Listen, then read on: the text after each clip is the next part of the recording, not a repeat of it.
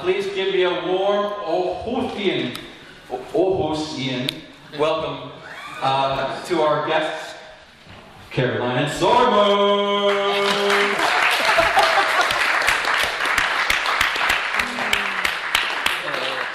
Kick off. You? Do you want to do it? Oh, sure. Do you want to do it or me? Yeah, I'll give Stu like a minute and then... No. Okay. Do a few more. So we're... let me start this way.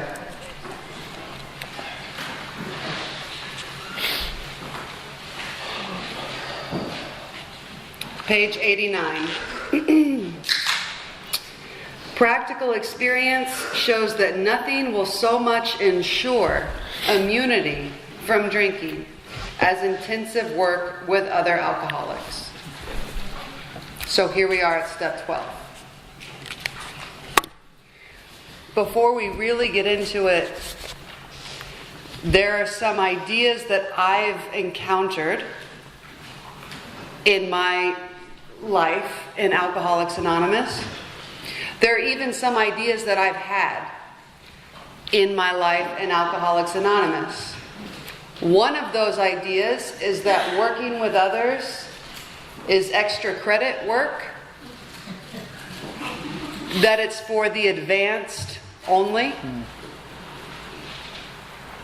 that you have to be as wise as the wisest person you've ever heard, etc., etc. At least that you should have a good amount of time before you start. Right, I saw someone go, no. Right, no. This is not extra credit. This is Alcoholics Anonymous. When one alcoholic works with another alcoholic. The first 11 steps were just getting us to a place where we could work with another alcoholic. There's no point in doing them if I'm not going to carry this message to another alcoholic. We think sometimes that we're doing the steps to feel better, and when we feel better, we won't drink. Nope. I drank whether I felt good, didn't feel good. It's not a feeling illness. Right? So, there are some places that told me that I had to have a year before I could work with another alcoholic. It was corrected by some of the people in Dallas that I go to AA with now, that no, I need to do it immediately, and if I have to have a year by their rules, then I need to lie about how much time I have. So that I don't die, right? And so that other suffering alcoholics don't die. I did not feel wise enough to help another alcoholic. I don't know anyone who suddenly wakes up one day and says, hey, let me tell you how to do this. It's very scary and daunting.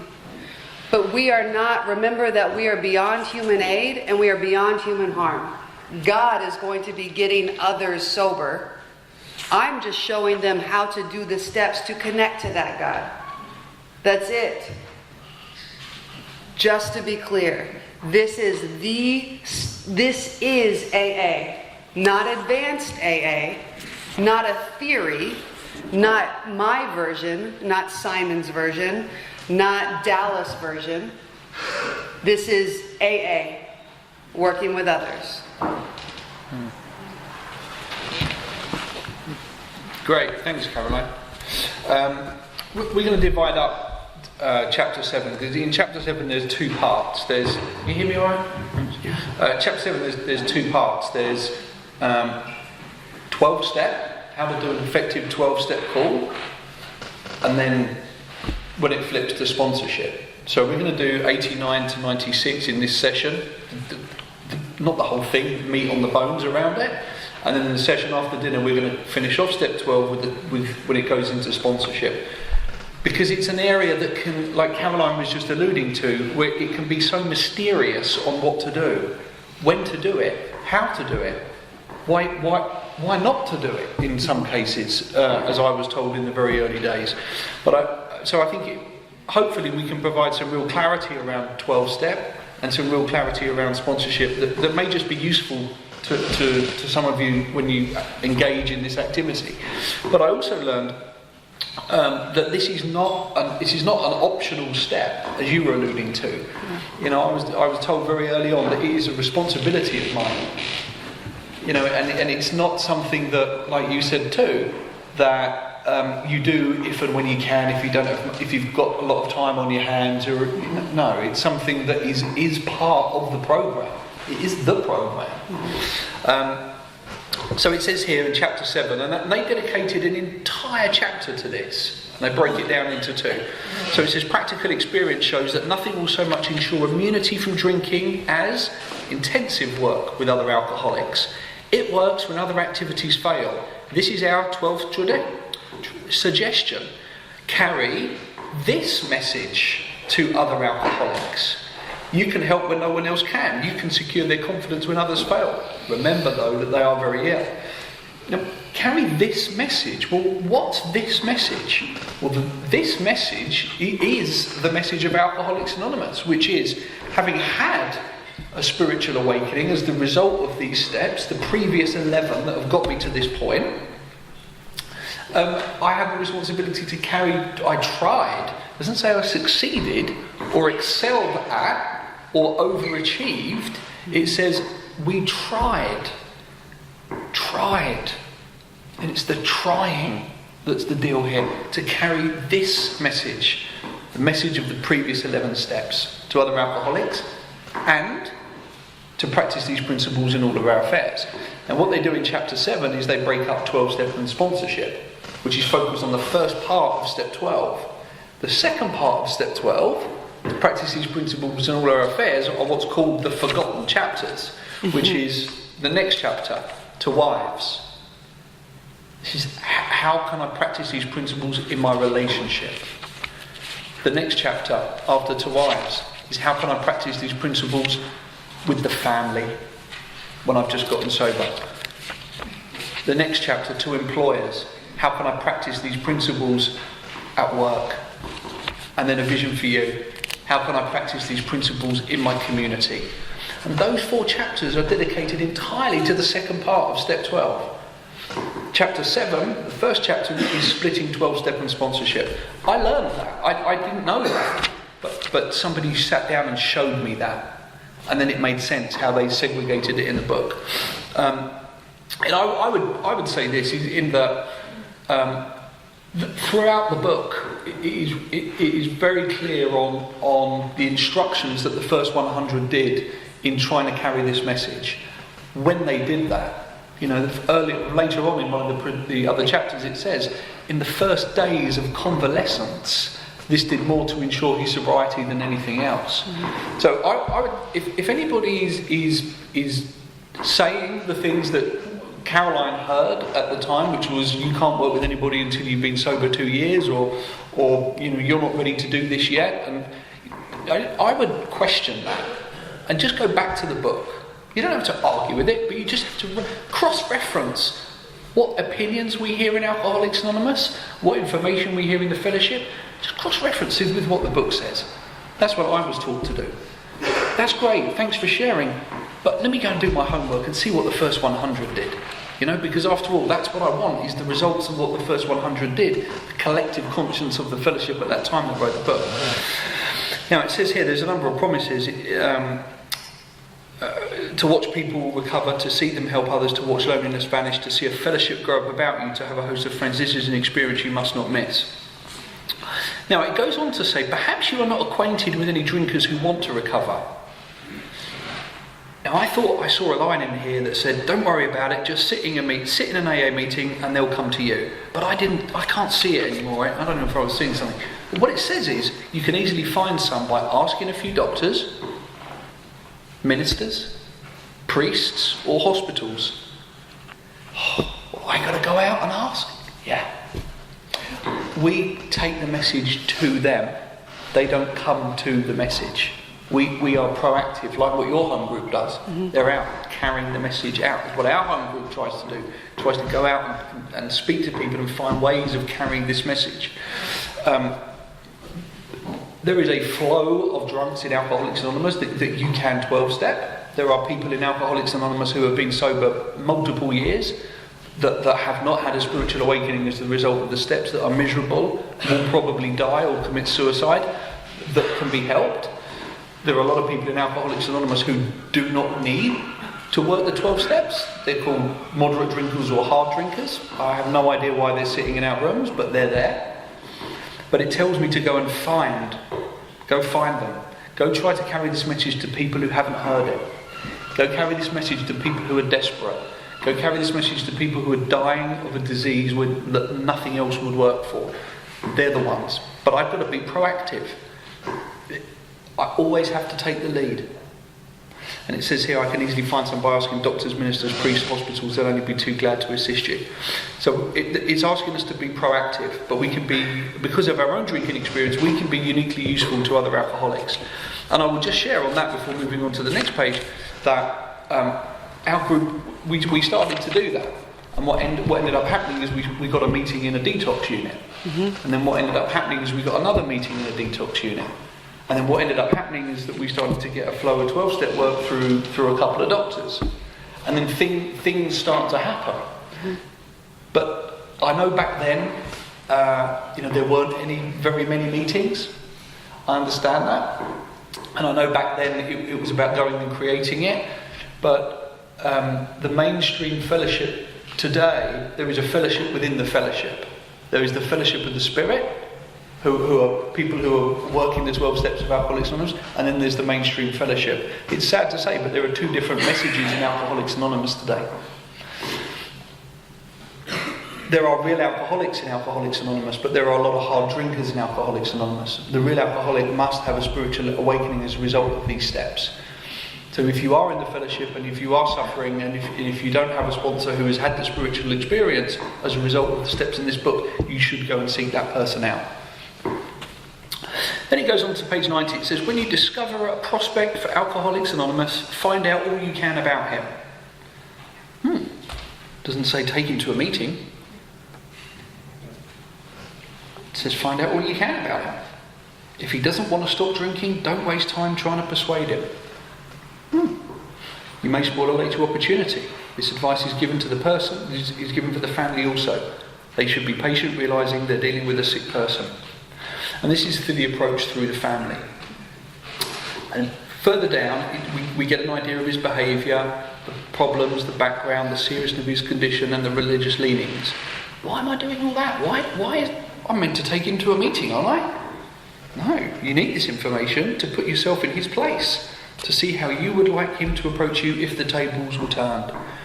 And it's about finding commonality and to be able to identify and to be able to connect, so that this person you can have confidence in you and can trust you. Sometimes it's wise to wait till he goes on a binge. The family may object. I'm kind of paraphrasing as I go through this, so not to take up too much time, but it says if you don't deal with him when he's very drunk, unless the family needs your help, even if he's ugly, wait for the end of a spree. Then let his family or a friend ask him if he wants to quit for good, and if he would go to any extreme to do so. It doesn't say ask him if he just wants to stop drinking one day at a time, or just for today. It's asking for a permanent commitment. Are you done? Do you want to quit for good, and would you go to any extreme to do so? If the answer is, if he says yes, then his attention should be drawn to you as a person who has recovered.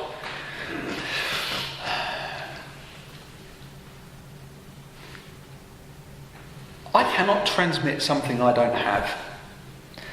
If I haven't worked the 12 steps of Alcoholics Anonymous, I have no right trying to pass on something that I have no experience of. That would just be an opinion, and that is lethal with people with an illness like this. But it says who has recovered. So we're assuming that the reader has worked the previous 11 steps and has had the essential psychic change and can pass on what has been passed on to him. It mentions recovering once in this book, and it's in the family afterward, and it's about the man that's just got newly sober. Nowhere else does it refer to someone who has worked the steps as a recovering alcoholic. I know some people may find that offensive, but in the book it's just mentioned once in the family afterward. The book promises permanent recovery and an absolute way out upon which we can absolutely agree, where we recover from alcoholism. We should be described as one of a fellowship who, as part of their own recovery, try to help others and who would be glad to talk to him if he cares to see you. Do you want to follow on from that? Yes. Excuse me. One of the things I'd like to point out that I love about this so much, because it blew my mind. So many people approached me as if they were recruiters for AA, like they were trying to make their team bigger or something. They were trying to, so many people talked to me like they were trying to convince me to get sober, that sober was better than not sober.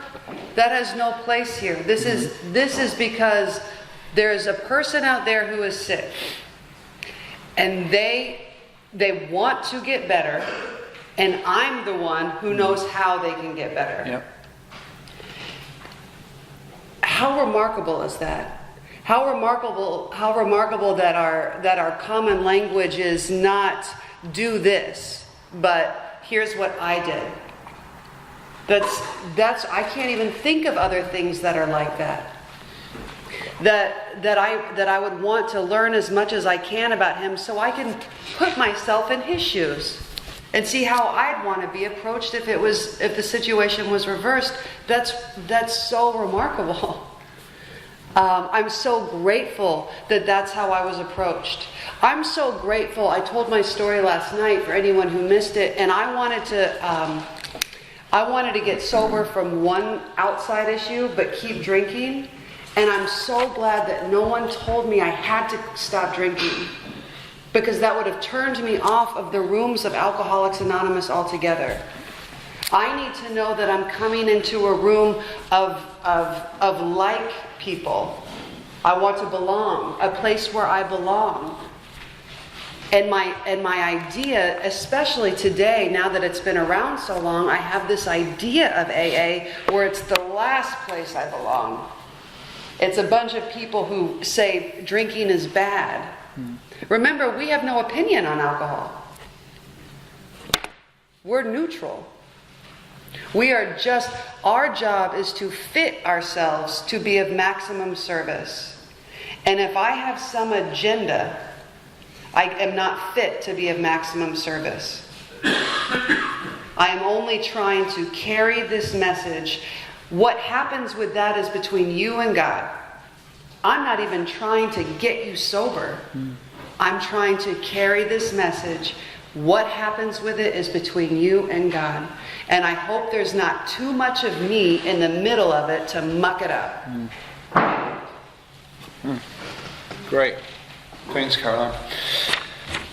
Further on, it talks about the approach through the family or the approach through a doctor, but it moves very quickly to when the prospect is receptive. On the second, halfway down, page 91, it says, see your man alone if possible. At first, engage in general conversation.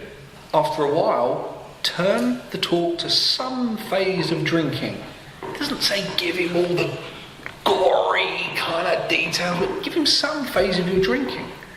Tell him just enough about your drinking habits, the symptoms and experiences. Why? To encourage him to speak of himself. Right. Now this is what's called a war story. Yeah? I think the book is more eloquent and sophisticated than that. You know, they're showing us what to do and why to do it, to get his confidence and to get him to communicate. But this is where my story or my drinking escapade is the most useful. It's absolutely useless sitting in my home group with the same old members week in, week out, sitting back, telling about my drinking. Everybody knows in my home group how to drink. Yeah. Everybody knows what it's like. If there's a newcomer there and it's the first time he's been at a meeting, sure, we're going to tell them about what this illness is, get them to identify. But this is when alone, this is the place for our war stories. This is the place to identify, is here. In a meeting where people have been around a while, it's pointless unless there's somebody brand new in that room. If he wishes to talk, let him do so. You will thus get a better idea of how he ought to proceed. If he's not communicative, give him a sketch of your drinking career up until the time you quit, but say nothing for the moment of how this was accomplished. Yeah? So we're sharing some stories. I did this. Did you ever do that? I used to take a couple of drinks and want to take a couple of drinks and end up having 37 and blacking out and missing my train. Oh yeah, I did that. Yeah, you did that too? Yeah. Jesus, we're the same. Yeah. It's like, you did that too? Yeah. Did your friends do it? No, mine neither. Right, okay, so we're kind of different, aren't we? Yeah. Right, then there's confidence, there's a connection being built. Next page. It says, when he sees you know all about the drinking game, commence to describe yourself as an alcoholic. Now you've connected. Yeah? Now the connection's been made. He sees you know all about the drinking game. You've won his confidence. Then you tell him about that you're an alcoholic. Tell him how baffled you were, how you finally learned that you were sick. Give him an account of the struggles you made to stop. Remember lack of choice that we spoke earlier, the unmanageability, wanting to stop but not being able to stop. Talk about the mental piece. Here it is, show him the mental twist which leads to the first drink of a spree. Why? Because without the first drink, I don't crave it. As soon as the first drink's in there, the physical allergy kicks in and I'm off to the races again. We suggest you do this as we have done it in the chapter on alcoholism. Go back to chapter 3, have a look. Look at Jim's story. Look at Fred's story. Look at the man of 30. Look at the jaywalker. Draw the parallel with the jaywalker. Look at this. Yeah. If you are satisfied that he is a real alcoholic, begin to dwell on the hopeless feature of the malady. And here comes a bit of contention, because I'm not meant to brand or diagnose, but the book does ask me, especially in the chapter to employers, if I was to look at it in sponsorship terms, to be a little discerning and to find out, has the person lost power, choice and control? I'm not going to tell you what you are, but I'm going to share my experience and ask you some questions to find out if you've got the symptoms. And the symptoms is the physical phenomenon of craving and the mental obsession. If you have those symptoms, you are probably alcoholic, as it says in Weird Gnostics in the first paragraph. If you don't have those symptoms, I believe I have a responsibility to help you see your truth. And to say that maybe you can control it. And if that's so, follow your own conscience. If you do think you can control it, I have a responsibility to protect the integrity of the fellowship and the integrity of the group and say, well, maybe you're not one of us. But you know what? We're an open meeting. If you're interested, come along. You can't share, but just sit there, come along. Find out. Or go take the Marty Mann test. Go try a couple of drinks every day around lunchtime. You can't save them up. 2 drinks every day for a month. See if you can control it. Try it. But if you are satisfied that he is a real alcoholic, and the real alcoholic, as we read in the doctor's opinion in the first 43 pages, the physical phenomenon of craving, the mental obsession. If you don't have the physical phenomenon of craving or the mental obsession, there are probably 2 things that are prominent. One, you do not have alcoholism, or 2, you may be a potential alcoholic and the disease may have progressed that far. Either way, we can stay friends, whatever the case is. But it says here, show him from your own experiences how the queer mental conditions surrounding that first drink prevents normal functioning of the willpower. Don't, at this stage, refer to this book unless he has seen it and wishes to discuss it. Here we go. And be careful not to brand him as an alcoholic, let him draw his own conclusion. And it goes on. It doesn't say once you've done that, stop. It says continue to speak of alcoholism as an illness, a fatal malady. Talk about the conditions of body and mind which accompany it. Keep his attention focused mainly on your personal experience. And this is where we give him what we call a killer case of alcoholism. a killer case of alcoholism, we drive home, if they are alcoholic, the hopeless nature of this malady. And there's a reason that we do that. It's because the more hopeless they feel, and they are one of us, the more likely they are to follow our suggestions if they are indeed suffering from alcoholism. If they're not, it's okay. But I have a responsibility to help them see that. And I've not mentioned the steps yet. I've not mentioned God yet. And then further down, and I'll just finish on this and pass over to Caroline. We continue to keep the focus maintained on our personal experience. But you may talk to him about the hopelessness of alcoholism. Why? Because you offer a solution.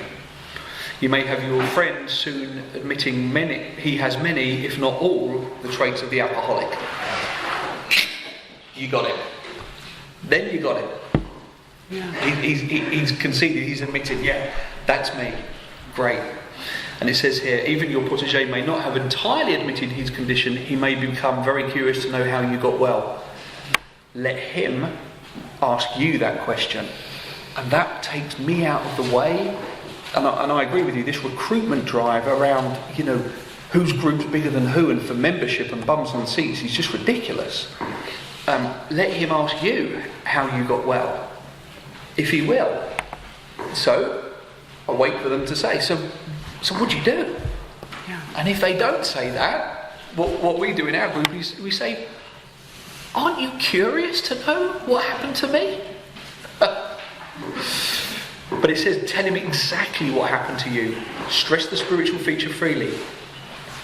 Make it emphatic. He does not have to agree with your conception of God. He can choose any conception he likes, provided it makes sense to him.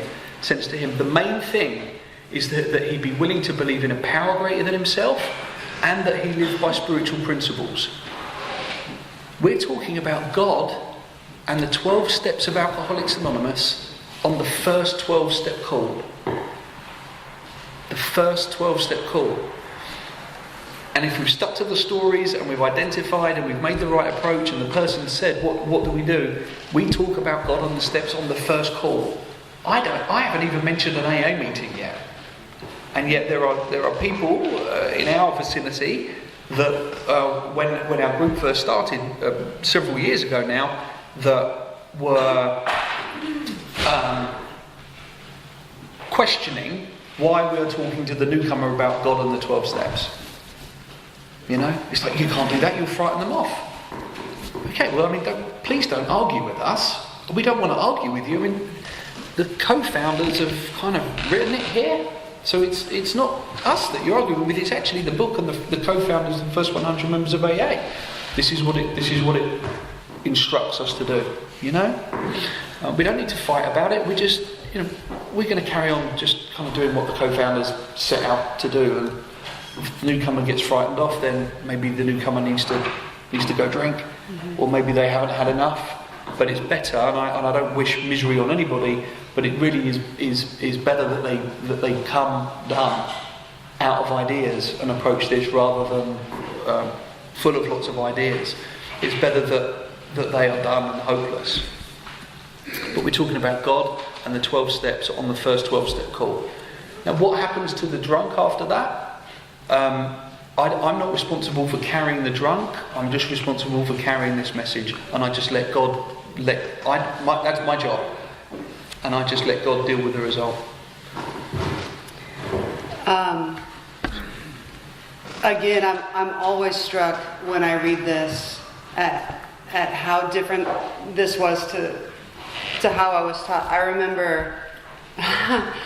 remember hearing a speaker one time from the podium was telling this story about how he had gone to his first AA meeting, and he met a guy who said, and the guy said to him, "I'm going to be your sponsor, do everything I say." Those were the first words out of his mouth.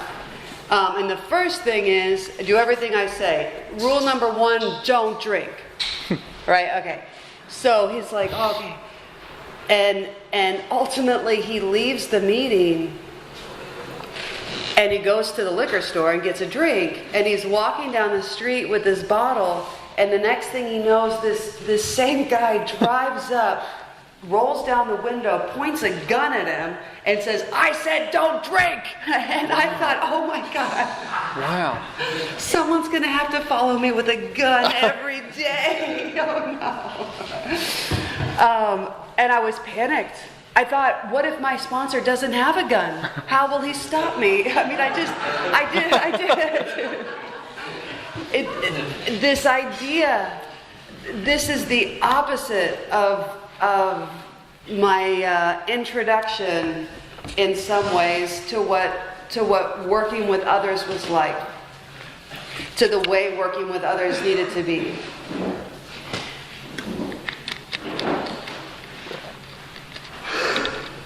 There's a couple things. One, working with others is the reason we have meetings, right? Meetings, we talk a lot about steps and God, and that's the program. Working with others is the program. That is why we have meetings. Meetings are wonderful because that's a place to find people to help and work with. But to be clear, somewhere along the way, meetings kind of became different. It became like a group therapy, right? This is why it's so important. It is my responsibility. I wasn't clear about this in the beginning when I first came around. It is my responsibility to make sure I am convinced you're an alcoholic before I give you this medicine. If I'm not convinced you have cancer, it is irresponsible for me to give you chemotherapy and then put you in part of a group of all people who take chemotherapy. Because what if along the way you miss a dose and you don't get sick because you actually didn't have cancer?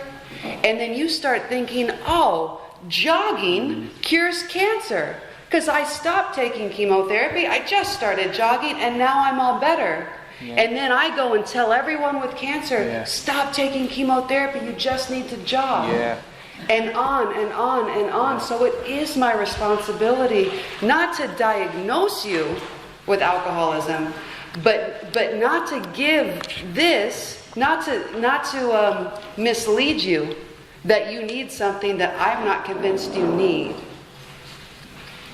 Right?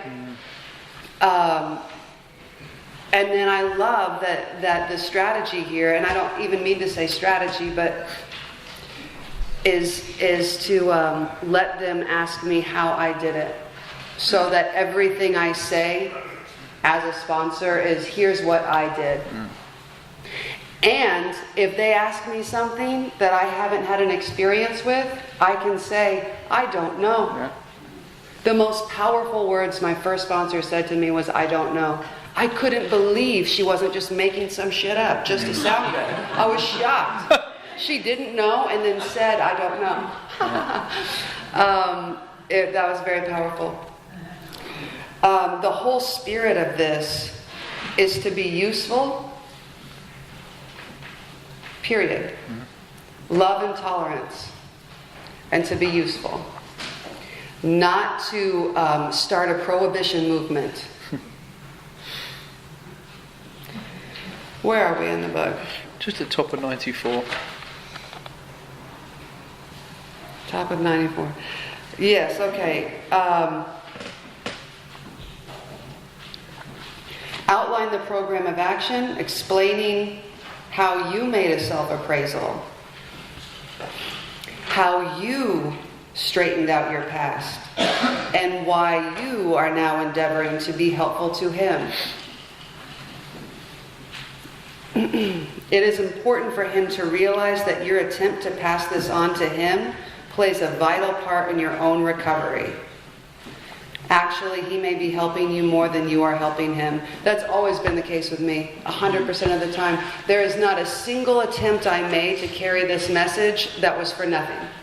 There was no attempt made in vain, and I've sponsored maybe 100 women, maybe 7 of them got sober and stayed sober. Yep, that's about right.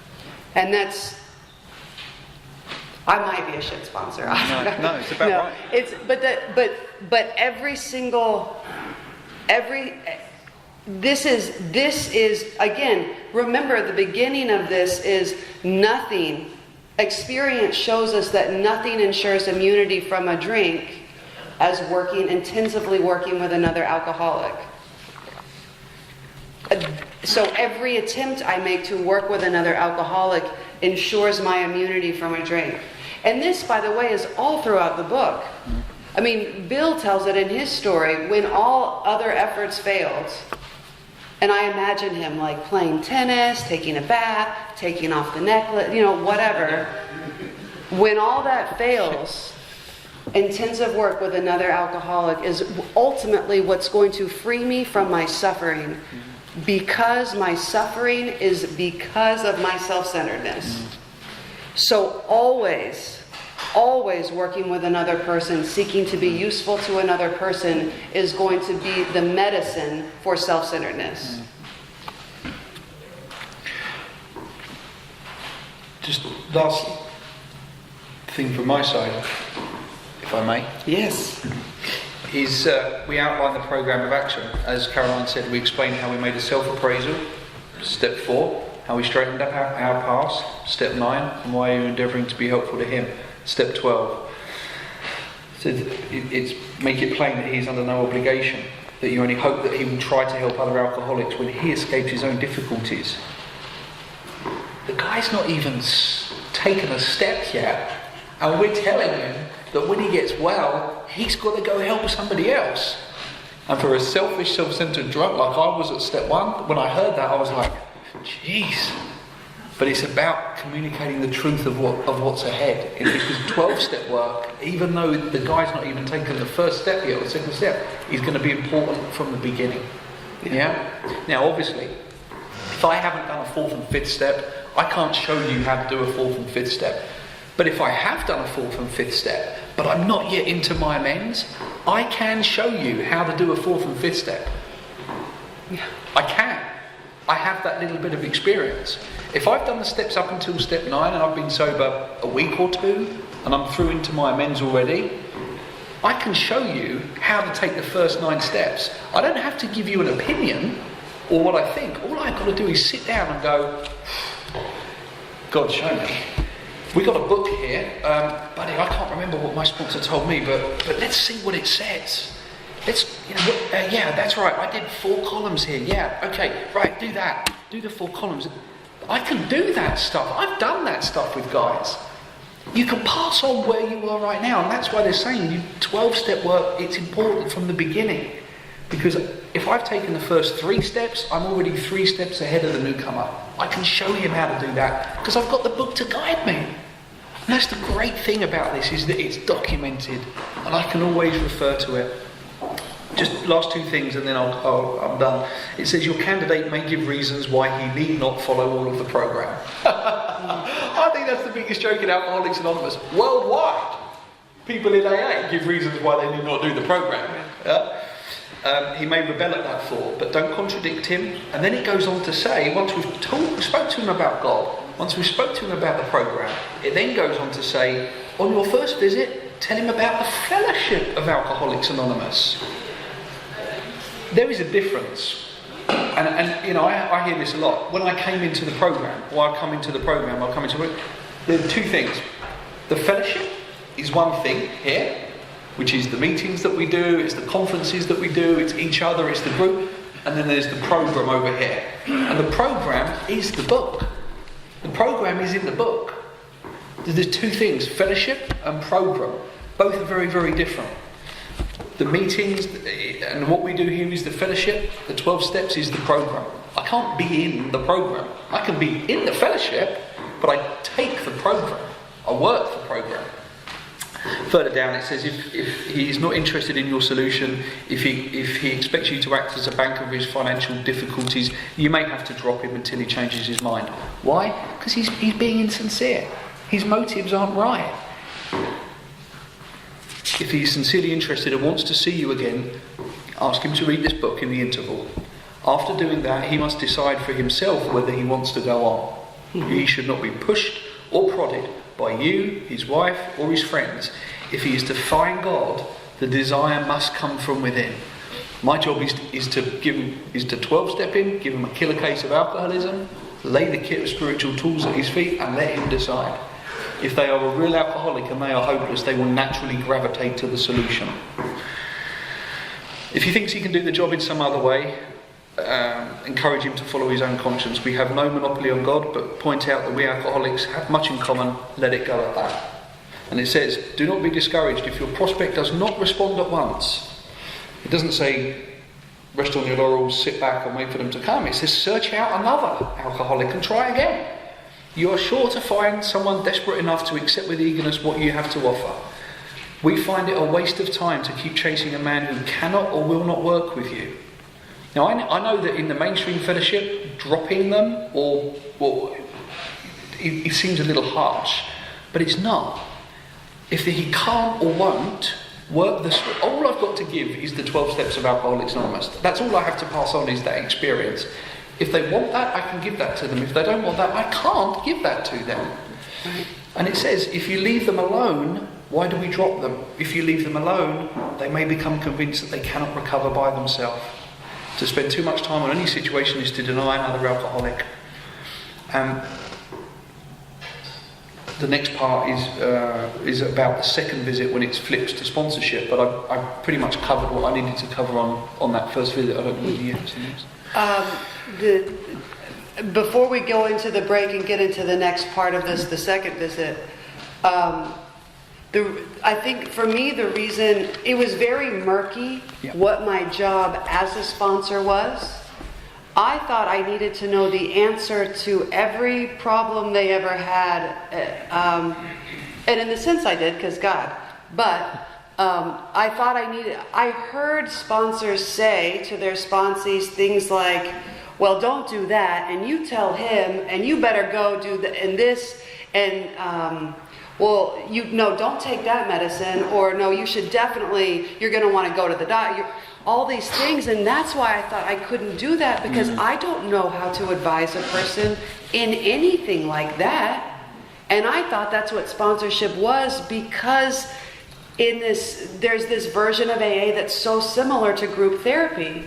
I thought, and especially in rooms where you have to have a year before you can carry the message, what are you doing? What are you talking about in that year? You know what I mean? So it couldn't be the steps, because they don't take that long. So you must be talking about something. I couldn't understand it. And so it was hard to drop a sponsee, let's say, because the relationship had gotten so murky. Once I was very clear that my only job was to show them how I did the steps. Then the conversation ends very quickly if they aren't interested in how I did the steps. I don't have to drop them, they drop me. Which plenty have, I assure you. It's much easier, and there's no judge. I don't mean that judgmentally. I could not have been sponsored a second before I was ready. Not a second. And if you had tried to a second before I was ready, I would have never gotten to that second. I would have written off AA entirely. In fact, I have to admit, I have caused people to write AA off entirely. I know from my experience what the consequence of doing it selfishly looks like. I've given sponsees directions I had no business giving them, and it didn't feel right giving it to them. That's what I was taught to do. I've been overly enthusiastic with people asking me for help, and I've scared them off. I've jumped into the God thing way too soon. I skipped the identification part. I jumped into the steps before they asked, how did you get sober? All of these things, and all I can do is pray that I didn't interfere with, their path. But I know for a minute I did, because they told me. When I saw them later, and they were suffering, and they didn't know how to get better, and they said, it's too bad AA sucks, because I showed them that. So this This is remarkable. If we do this the way the instructions are, it's not nearly as scary or complicated as we imagine. All right, so we'll take right. dinner. Yeah. Dinner. Great. So who's hungry?